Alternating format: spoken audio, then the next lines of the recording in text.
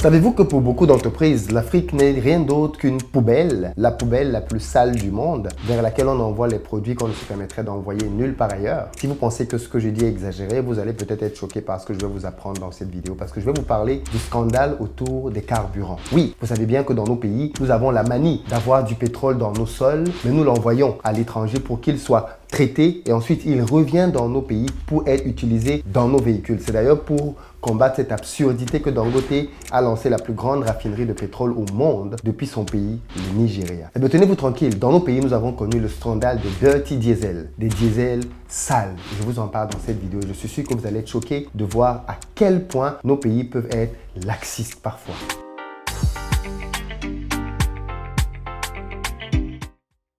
Salut à toi et bienvenue sur ma chaîne, moi c'est Philippe Simon. Ici je te parle de business parce que c'est avec ça qu'on va développer notre communauté. Donc si tu es nouveau ici, abonne-toi pour ne rien manquer.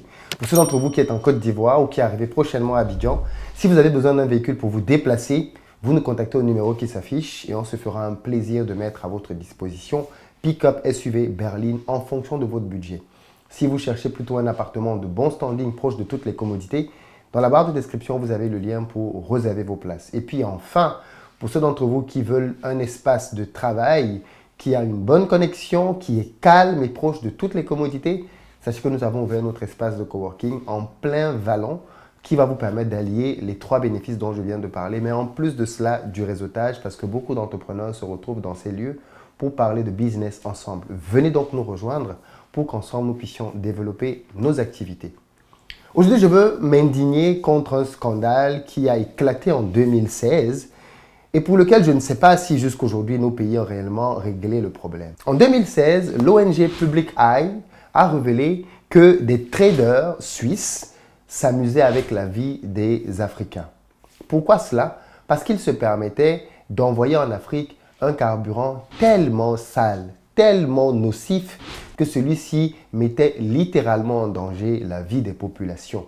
Vous savez qu'aujourd'hui, l'Europe, par exemple, a décidé d'interdire la fabrication des véhicules thermiques à partir de 2035 afin de préserver la vie des citoyens européens parce que les véhicules restent un élément polluant. Eh bien, en Afrique, malheureusement, vu que dans nos pays, nous sommes bien souvent comme des passoires, eh bien, qu'est-ce qui se passe? Nous laissons à peu près tout passer. Et la conséquence de ça, c'est que nous payons de cela au détriment de nos propres vies. Nos pays produisent du carburant, nos produits sont riches en matières premières, mais nos pays manquent cruellement de technologie. Mais au-delà de la technologie, j'ai envie de dire simplement de stratégie. Parce qu'aujourd'hui, il y a bien évidemment des moyens de pouvoir obtenir des financements quand les garanties sont sur place pour pouvoir développer des industries. Et on a pu le voir dans plusieurs secteurs, dans plusieurs pays. Et bien malheureusement, nos pays aiment bien souvent la solution de facilité. Et en quoi elle consiste? Simplement à acheter. Et parfois même acheter sa propre matière première qui a simplement été transformée à l'étranger.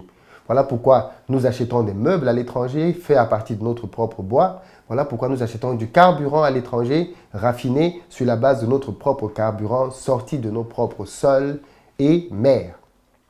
En tous les cas, ce que très peu de personnes savent, c'est à quel point le carburant qui revient dans nos pays est nocif. Oui, il se trouve que plusieurs traders suisses se sont rendus compte de la passivité des États africains, se sont rendus compte de la porosité des douanes africaines, se sont rendus compte de la faiblesse, voire de l'inexistence d'une législation africaine en termes de barrières pour laisser entrer des carburants, qu'ils s'en sont donnés à cœur joie pour pouvoir multiplier de manière exponentielle leurs bénéfices.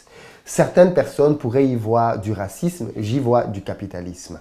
Pour certains d'entre vous, oui, les Suisses ont fait ça parce qu'ils n'aiment pas les Africains. Stop la pleurnicherie. Il n'est pas question ici d'Africains ou pas, il est juste question d'aller tirer le plus de profit possible là où on en a la possibilité. Est-ce que c'est éthique? Est-ce que c'est moral? Bien sûr que non. Mais dans le business, business is business. No pity, n'est-ce pas? Eh bien, ils ont simplement appliqué ce principe-là. Et puis, on pourrait se poser la question, qui est à blâmer? Faut-il blâmer des traders suisses qui sont prêts à vendre leur propre mer pour se faire un peu d'argent? Ou alors les dirigeants de nos pays qui ont permis qu'une telle passivité puisse être possible et à tel point qu'elle puisse mettre en péril la vie de leur propre population? Il faut préciser que certaines de ces compagnies avaient jusque des stations-service dans les pays dans lesquels ils opéraient. C'est-à-dire que la chaîne était très bien faite. Ils vont traiter le pétrole dans leur pays, ils le renvoient en Afrique, dans des stations-service qui leur appartiennent. Donc le contrôle est quasiment inexistant. Et quand tout ce pétrole arrive sur place, eh bien évidemment, il peut commettre énormément de dégâts. On parle de jusqu'à 378 fois des taux plus nocifs. Ce carburant ne pourrait même pas du tout être admis en Europe. Il ne pourrait même pas franchir le palier d'une station pour pouvoir être mis à la disposition des citoyens européens. Pourquoi? Parce qu'il est meurtrier, simplement. Parce qu'il va entraîner peut-être des maladies graves. Dans tous les cas, ce carburant est reconnu comme étant extrêmement nocif. Et c'est bien ce carburant-là qui arrive chez nous. L'autre constat qu'on peut faire, c'est qu'un tel scandale arrive et une fois de plus, c'est dénoncé par qui? Par une ONG occidentale. Oui, parce que maintenant, on va venir faire les petits malins, comme souvent, venir se plaindre, venir dire comment les gens ne nous aiment pas. Mais une fois de plus, qui fait la découverte? Qui est dans la recherche? Qui est dans l'intelligentsia? L'Occident. À un moment donné, est-ce qu'on peut se poser les bonnes questions? Nous sommes malades, ce sont d'autres personnes qui viennent diagnostiquer les maladies et ce sont d'autres personnes qui viennent même avec les traitements. À quel moment vous voulez qu'on nous respecte? Parce que, bien évidemment, on le sait tous, le respect est une question aujourd'hui qui se mérite. On n'est pas respecté parce qu'on pleurniche, parce qu'on dit oui, respectez-nous à gauche, à droite. On a du respect parce qu'on le mérite, parce qu'on l'impose. C'est quelque chose qu'on impose aux autres. Et le monde dans lequel on vit ne respecte que la science, la technologie et la force. En termes de technologie, nous sommes faibles. En termes de science, nous sommes faibles. En termes de force, nous sommes faibles. Du coup, ce qu'il nous reste bien souvent, c'est de la pleurniche. Ce qui nous reste bien souvent, ce sont des aboiements. Ce qui nous reste bien souvent, ce sont des accusations puériles dans lesquelles on veut voir tout le monde comme étant d'éternels méchants. Non, les gens ne sont pas foncièrement méchants. Ils n'en veulent pas particulièrement aux Noirs. Ils constatent juste que les Noirs, les Africains, sont les plus naïfs. Les Noirs, les Africains, sont ceux qui permettent qu'on leur fasse ce que personne d'autre sur la planète Terre ne permet. Même les Latinos ne le permettent pas. Donc, il n'y a pas que les Africains qui sont pauvres sur la planète. Il y a des pays d'Amérique latine qui ne se comportent pas très bien, mais qui sont plus exigeants par rapport à ce qu'ils attendent pour leur propre population. Dans nos pays, c'est la débandade totale. Dans nos pays, c'est le laisser aller. Dans nos pays, on peut entrer avec ce qu'on veut dans les pays et faire énormément de mal. J'ai fait plusieurs vidéos ici dans lesquelles je m'offusquais déjà du poulet. Vous vous rappelez du poulet surgelé qu'on ramène dans nos pays et qui aujourd'hui est en lien avec la recrudescence des cancers. On parle de la population africaine qui grandit et qui inquiète de plus en plus, mais on ne parle pas de la population africaine qui meurt du fait de négligence de gestion. Parce que oui, le carburant qui nous a envoyé n'est pas un carburant qui nous est donné gratuitement. C'est un carburant qu'on paie. Donc non seulement tu paies, mais en plus on te donne un produit de très mauvaise qualité, tu ne peux même pas le contrôler et tu le laisses travailler chez toi.